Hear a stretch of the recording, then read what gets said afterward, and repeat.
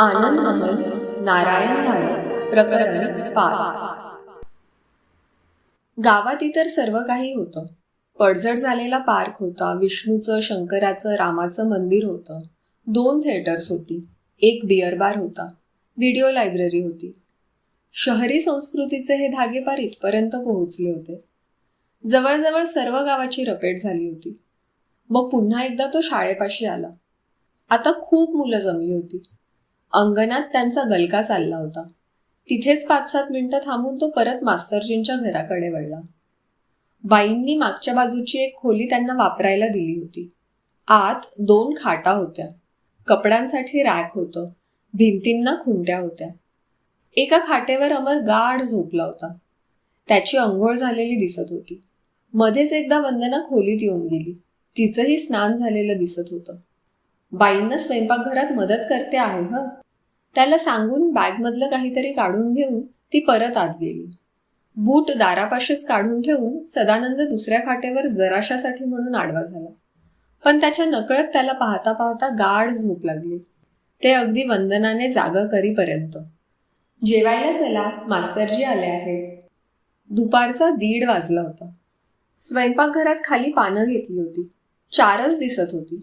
सदानंदने आणि वंदनाने कितीही आग्रह केला तरी बाई काही त्यांच्या पंक्तीला जेवायला बसल्या नाहीत. कदाचित इतक्या वर्षांचे जुने रीतिरिवाज मोडणं त्यांना शक्य झालं नसेल. मास्तरजीही त्यांना राजू की मा असंच हाक मारत होते. जेवायला पोळी, 2 भाज्या, आचार पापड, दही चटणी असा साधा पण छान बेत होता. मास्तरजी आणि बाई दोघंही सदानंद आणि वंदनाला आग्रह करून वाढत होते. अमर काही बोलत नव्हता, पण तोही चांगलं जेवत होता. जेवण झाल्यावर मास्तरजी खांद्यावरच्या पंचाला हात पुसत होते.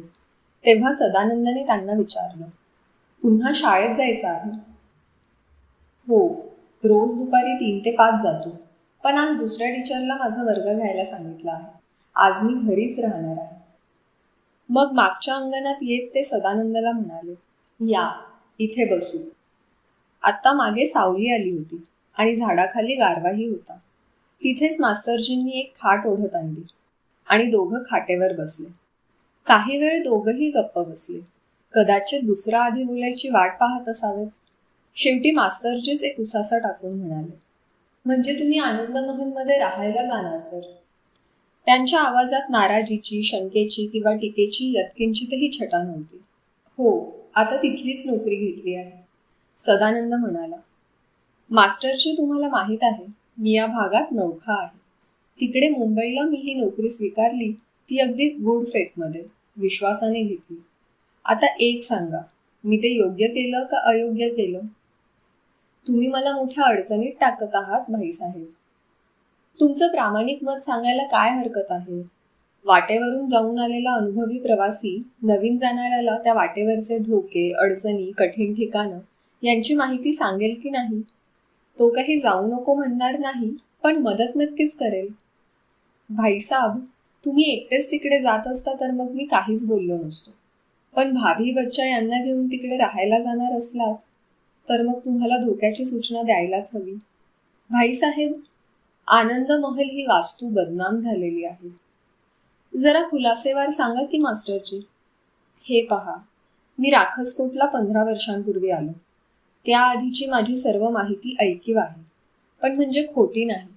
राखसकोटमध्ये पिढ्यानपिढ्या राहत असलेले लोक आहेत. बापाकडून मुलाला, त्याच्याकडून त्याच्या मुलाला अशी ही हकीकत समजत आलेली आहे. त्यात कोणी कोणी स्वतःची भर घातली असेल, नाही असं नाही, पण त्यामुळे मूळ हकीकतीचं गांभीर्य कमी होत नाही. तर मग ऐका, आनंद महल ही वास्तू आता ओसाड आहे. तिथे कोणीही राहत नाही. गेली 50-60 वर्ष तरी लोकांच्या पाहण्यात ती वास्तू अशीच निर्जन, ओसाड आहे. जे हल्लीचे ट्रस्टी आहेत मिश्राजी, त्यांचे दूरचे नातेवाईक नियोगी, त्यांच्या मालकीची ती वास्तू आहे. भाईसाहेब, तुम्ही आता प्रत्यक्ष जाल तेव्हा पाहालच. केवढी आलिशान इमारत आहे. आसपास सुंदर बाग, मागच्या बाजूस पार नदीपर्यंत बागमळे आणि नदीपलीकडे त्यांची इनामी जमीन. त्यात लहान टेकड्या आहेत, जंगलं आहेत. भाईसाहेब, यांच्यातला एक जण इंग्लिश आर्मीत होता. तो पहिल्या महायुद्धात पूर्व युरोपच्या क्रिमियाच्या आघाडीवर गेला. तिथून तो वर्षभरातच परत आला आणि त्यापुढचं सर्व काही रहस्यमय आहे. तो परत आला तेव्हा आनंद महलमध्ये त्याचे आई वडील होते, 2 भाऊ होते. आता या गोष्टीला 80च्या वर वर्ष होऊन गेली. त्यावेळचा कोणीही आता हयात नाही. जे काही बोललं जातं ते सर्व कर्णोपकरणी असं कानावर आलेलं, पण हकीकत तर समोर आहेच. एक एक करीत त्या वंशाची सर्व माणसं गायब झाली, बेपत्ता झाली. सांगितलं जातं ते इतकं विलक्षण आहे, इतकं भयानक आहे की त्यावर सहजासहजी विश्वास बसायचाच नाही. असं सांगितलं जातं की काही जणांना वेड लागलं, काही जणांनी आत्महत्या केली, काही जण रातोरात त्या वास्तूतून पळून गेली. त्या वास्तूकडे माणूस फिरकेनासा झाला आणि या साऱ्यातून तो एकटा त्या वास्तूत राहत होता. युद्धावरून अकालीच परत आलेला नियोगी वंशाचा तो शेवटचा वारस. तो कोणाच्याही नजरेस पडला नाही. माणसाचं एकट्याने जाण्याचं धाडस होत नसेल, पण 5-7 जण एकत्र आले, त्यांनी दारू ढोसलेली असली की मग त्यांच्या अंगात राक्षसी बळ संचारल्यासारखं वाटतं. त्यांना कसलीही भीती वाटत नाही. असे 5-7 जण रात्रीचे आनंद महलला गेले होते. त्यांना दिसलं ते खरं होतं का दारूच्या नशेत झालेले भास होते. ते म्हणतात त्यांना सर्वच्या सर्व महाल दिव्यांनी उजळून निघालेला दिसला. त्यांच्या कानावर मैफिलीचा, वाद्यांचा, पैंजणाचा आवाज आला. त्यांना खूप लोकांच्या हसण्याचा, गप्पांचा आवाज कानावर आला आणि मग त्यांची नशा उतरली तेव्हा गर्भगळीत होऊन ते धापा टाकत पळत सुटले. सदानंद मध्येच म्हणाला, मास्टरजी एक सांगा, हा प्रकार घडला तेव्हा तो शेवटचा नियोगी तो हयात होता? कोणास ठाऊक, मास्तरांचा विलक्षण प्रतिप्रश्न आला. तो जिवंत असण्याची शक्यता होती, त्याचं वय वगैरे पाहता? जिवंत असता तर 60च्या पुढचा नक्की असता. सदानंदच्या मनात विचार येऊन गेला. गावातलं कोणी जर आनंद महलकडे फिरकतच नसेल तर तिथं काय चाललं आहे ते गावातल्यांना कसं समजणार? समजा त्याने आपल्या युद्धातले वा इतर काही खास दोस्त आनंद महलवर आणले नसतील कशावरून? सांगा पुढे मास्तरजी, धनाचा लोभ कोणाला सुटला आहे? अशी वंदता होती की नियोगी घराण्यात वंशपरंपरागत चालत आलेली खूप मोठी दौलत आहे. सोन्या चांदीचे, हिऱ्या मोत्यांचे अलंकार, सोन्या चांदींची भांडी, आणखीही काही काही. आनंद महलमधून चोऱ्या करण्याचेही प्रयत्न झाले. मास्टरजी गप्प बसले. मग? सदानंद म्हणाला, प्रयत्न झाले असं मी म्हणालो भाईसाहेब. हे प्रयत्न करणारे भामटे एकतर मरण पावले किंवा ठार वेडे झाले, पण लोक अनुभवावरून शहाणपणा कधीच शिकत नाहीत. दर 5-7 वर्षांनी असा एखादा कोणीतरी माथे फिरून निघतोच. तो रात्रीचा प्रयत्न करतोच. त्या अवाढव्य संपत्तीचं आकर्षणच जबरदस्त आहे. सदानंदने घड्याळात पाहिलं. 3:30 वाजले होते. शरीराला एक आळस देत तो म्हणाला, मास्टरजी, आनंद महलची वाट मला सांगाल का? वाट एकच आहे. गावाच्या पूर्वेकडे जो रस्ता जातो तो सरळ, अगदी सरळ आनंद महलकडेच जातो. अंतर किती असेल? 12-13 मैल आहे असं मला सांगण्यात आलं आहे. बरोबर, तितकं सहज असेल. मी माझ्या MAT वरून एक चक्कर टाकून यावी असा विचार करीत होतो. भाईसाहेब, तुम्ही नोकरी धरली आहे तेव्हा तुम्हाला जायला तर हवंच. फक्त पहिली भेट उद्या सकाळी द्या असं मी सुचवतो. पण 10-12 मैल गाडीवरून काहीच कठीण नाही. आजच उतरला आहात, एक दिवस विश्रांती घ्या, माझा सल्ला ऐका. ठीक आहे, मग त्या मिश्राजींना भेट. त्यांच्याकडेच मला वाड्याच्या किल्ल्या मिळतील. इतरही काही सूचना मिळतील. सदानंद उभा राहिला. हो, तिकडेही जायलाच हवं, मास्टरजी म्हणाले. STचं स्टँड आहे, तिथेच त्यांचं दुकान आहे. दुकानामागेच त्यांचा वाडा आहे. ठीक आहे, सदानंद म्हणाला. त्याची अशी कल्पना झाली की मास्तरांना काहीतरी सांगायचे आहे, पण अगदी शेवटच्या क्षणी त्यांनी तो विचार बदलला. तुम्हाला शाळेपाशी सोडू का? सदानंद म्हणाला. नको, आज मी आरामच करतो. आतल्या खोलीत वंदना अमर शेजारी झोपली होती. तिची झोप चाळवण्यात अर्थ नव्हता. सदानंदने पैशांचं पाकिट आणि गाडीच्या किल्ल्या खिशात टाकल्या आणि तो मास्टरजींच्या वाड्याबाहेर पडला. गाडी एक मारताच सुरू झाली. आधी त्याने ती पंपावर घेतली, टाकी भरून घेतली, हवा भरून घेतली. मग तो मिश्रांच्या भेटीसाठी निघाला. मास्टरजींनी जी हकीकत सांगितली होती ती विचार करायला लावणारी होती खास. ती वास्तू जर खरोखरच ओसाड असेल तर मग तिथे केअरटेकरची आवश्यकताच काय होती? त्यासाठी हे मिश्रा 1000 मैलांवरच्या मुंबईत का गेले होते? जवळपास त्यांना माणूस मिळाला नसता का? जरासं सावधगिरीनेच वागायला हवं हे एव्हाना स्पष्ट झालं होतं. मिश्रांचं दुकान नजरेतून सुटण्यासारखं नव्हतं. त्यांचा अडत आणि ठोक व्यापार दिसत होता. मिश्रांची फिरोजच्या ऑफिसमध्ये गाठ पडली तेव्हा अगदी जुजवी प्रश्नोत्तरं झाली होती. सदानंदला नोकरीची इतकी निकड होती की त्याने खोलात जाण्याचं टाळलं होतं.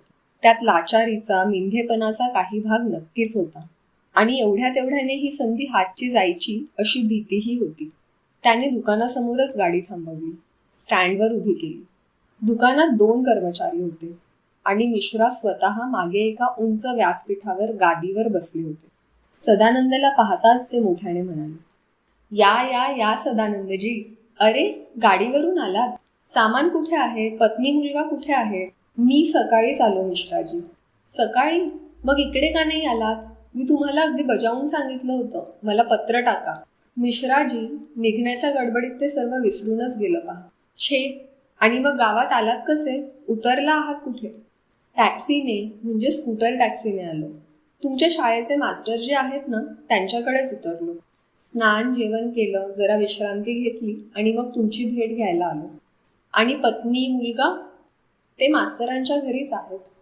छे छे, हे फारच चमत्कारिक झालं. इतक्या लांबवर मी तुम्हाला खास बोलावून घेतलं आणि तुमची अशी गत. सदानंदला त्यांचा खेद म्हणा, निराशा म्हणा, सर्व जरा अतिरेकी आणि अस्थानी वाटत होतं.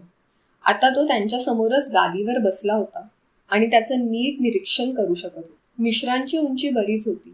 त्या मानाने शरीर किडकिडीत होतं. वर्ण सफेद गोरा होता. सोनेरी काड्यांच्या चष्म्यामागचे डोळे धारदार, हिशेबी, सावध वाटत होते. अंगात बिन कॉलरचा पांढऱ्या मलमलचा शर्ट होता. हाताची जराशीही हालचाल झाली तरी 2 बोटातल्या 2 अंगठ्यातले लाल आणि पांढरे खडे की हिरे चमकून उठत होते. मिश्राजी, एवढं काय मनाला लावून घेता? 1-2 दिवसांचा तर प्रश्न आहे, सदानंद म्हणाला. मग मी तिकडेच राहायला जाणार आहे. नाहीतरी किल्ल्या घ्यायला आणि इतर काही सूचना असतील तर त्या घ्यायला मी तुमची गाठ घेणारच होतो. ठीक आहे, चला आज जाऊया, मिश्रा म्हणाले. सदानंद त्यांच्या मागोमाग बैठकीवरून खाली उतरला. दुकानाच्या मागच्या दारातून मागच्या चौकात आला. समोरच मिश्रांची हवेली होती. अंगणात नवी गाडी उभी होती. तिला वळसा घालून मिश्रा समोरच्या दारातून आत शिरले. आत प्रशस्त हॉल होता. 3-4 सोफा सेट होते. पंखे होते. वर झुंबरातले दिवे होते. खाली जाड गालिचा होता. एका भिंतीत TV, radio, VCR, record player होते. टीव्ही पाहत दोघीजणी बसल्या होत्या. पत्नी आणि सून असाव्यात. मिश्रा खोलीत येताच त्या लगबगीने उठून घरात निघून गेल्या. टीव्ही जवळून जाता जाता मिश्रांनी टीव्ही बंद केला. भिंतीतला एक पडदा दूर करून त्यांनी सदानंदला आपल्या मागोमाग यायची खूण केली. आत त्यांचं ऑफिस होतं. मोठं टेबल होतं. त्यावर फोन, शेजारी स्टीलची फाईल कॅबिनेट, टेबलावर कागदपत्रांच्या 2-3 चळती, टेबलामागे फिरती एक्झिक्युटिव्ह खुर्ची. समोरच्या खुर्च्याही चामड्याच्या कुशनमध्ये मढवलेल्या होत्या. खोलीत एअर कूलरचा गारवा होता. टेबलामागे स्वतः बसत मिश्रांनी समोरच्या खुर्चीकडे हात केला. बसा सदानंदजी, बसा. बाहेरचं लहान गावातलं वातावरण आणि ही आधुनिक वातानुकूलित खोली, केवढं जमीन अस्मानाचं अंतर. मिश्रांनी आपल्या टेबलाचा खालचा ड्रॉवर उघडला आणि त्यातून चामड्याची एक थैली बाहेर काढून टेबलावर ठेवली. थैली जुन्या पद्धतीची, वरचं तोंड चामड्याच्या वादीने आवळलेलं अशी होती. चामड्याची वादी सुटी करून मिश्रांनी थैलीतून किल्ल्यांचे भले मोठे 2 जुडगे काढले. त्यातलं एक सदानंदकडे सारलं. सदानंद किल्ल्या घेण्यासाठी पुढे वाकला.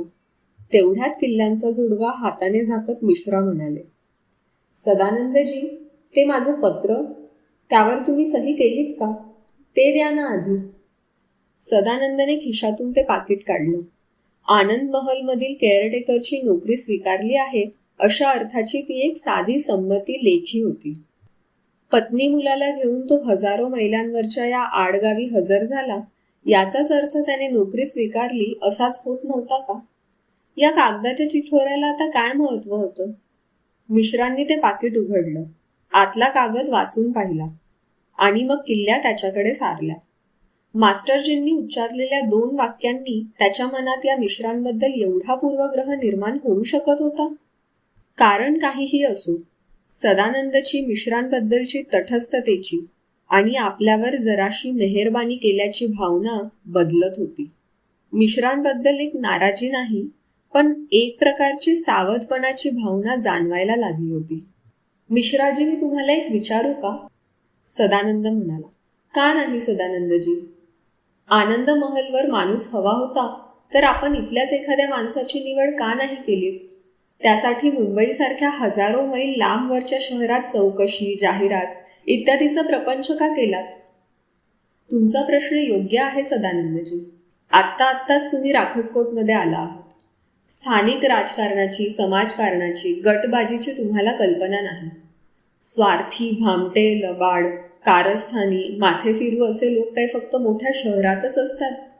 मुळीच नाही सदानंदजी, ते सगळीकडे असतात. अगदी राखसकोट सारख्या लहान गावातही असतात. त्यांनी एक कट रचला आहे. आनंद महलची वास्तू बदनाम करण्याचा कट रचला आहे. ते सतत अफवा पसरवत असतात की तिथे भुताटकी आहे, ती जागा पछाडलेली आहे. त्या घराण्याबद्दल नाही त्या निंदा नालस्तीच्या अफवा पसरवत असतात. आयुष्यात चढ उतार नेहमीच होत असतात. एखाद्या वंशाची उन्नती होते, एखाद्या घराण्यावर नाही ती संकटं येतात. अगदी घरानं निर्वंश होण्याचीही वेळ येते. पण यामागे एखाद्या राक्षस सैतानाचा हात आहे असं म्हणण्यात काय अर्थ आहे? माणसं आपल्या गुणांनी वर चढतात किंवा आपल्या अवगुणांनी अपयशी ठरतात. सर्व काही गमावून बसतात. पण ती जातात. त्यांच्याबरोबर त्यांचं भलं बुरं जे काही नशीब असेल ते जातं. मागे काहीही उरत नाही. मिश्राजी किती अभिनिवेशाने बोलत होते. सदानंदला तर त्यांच्या या पाप पुण्याच्या, नशीब, कर्म इत्यादीच्या बोलण्याचा संदर्भच लागत नव्हता. मध्ये जरा वेळ गेल्यावर तो म्हणाला, मिश्राजी, तुम्हाला असं वाटतं आनंद महलवरील सर्व काम माझ्या एकट्याच्या आवाक्यातलं आहे? मी पांढरपेशा असलो तरी शारीरिक श्रमांना भिणारा नाही. पण एक माणूस काही एका मर्यादेपर्यंतच काम करू शकतो.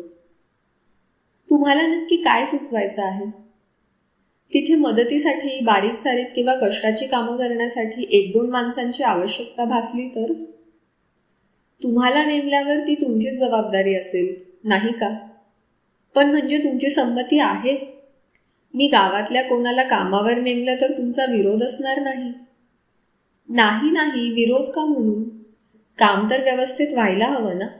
बोलता बोलता मिश्रांच्या चेहऱ्यावर एक जरासा विलक्षण भाव आला होता. जरासं मागे एक मिस्किल हास्य असल्याचाच त्याला भास होत होता.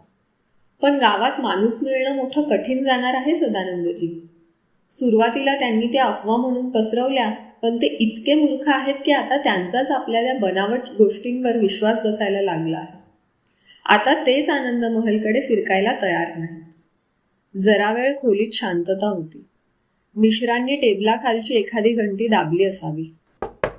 दारावर टक करून एक गडी आत आला. त्याच्या हातात सरबताच्या प्यालाचं तबक होतं. तबक टेबलावर ठेवून तो निघून गेला.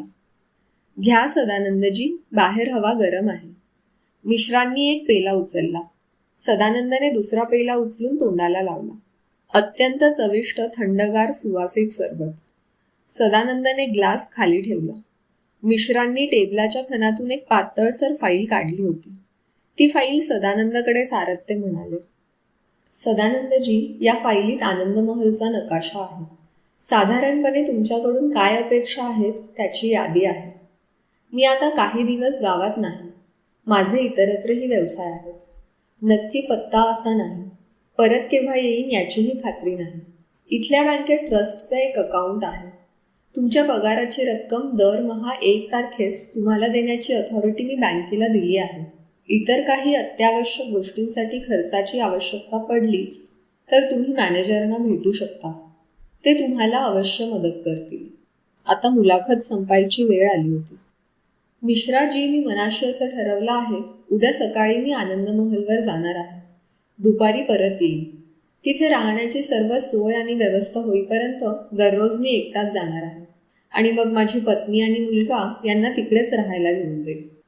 एक हात हवेत उडवत मिश्रा म्हणाले, सदानंदजी, काम आता तुमच्यावर सोपवलं आहे. ते जास्तीत जास्त चोखपणे, कार्यक्षमपणे, योग्यपणे पार पाडणं ही आता तुमची जबाबदारी. ठीक आहे? ठीक आहे, सदानंद म्हणाला. मिश्रांना नमस्कार करून त्याने त्यांचा निरोप घेतला. तो दुकानाबाहेर गाडीपाशी पोचला तेव्हा 5 वाजत आले होते. दिवस उलटत आला होता. गाडी सुरू केली तेव्हा त्याचा चेहरा विचारमग्न होता. काही गोष्टींची मास्टरजींशी चर्चा आवश्यक होतीच, पण काही गोष्टींचा स्वतःशीच खोल विचारही आवश्यक होता.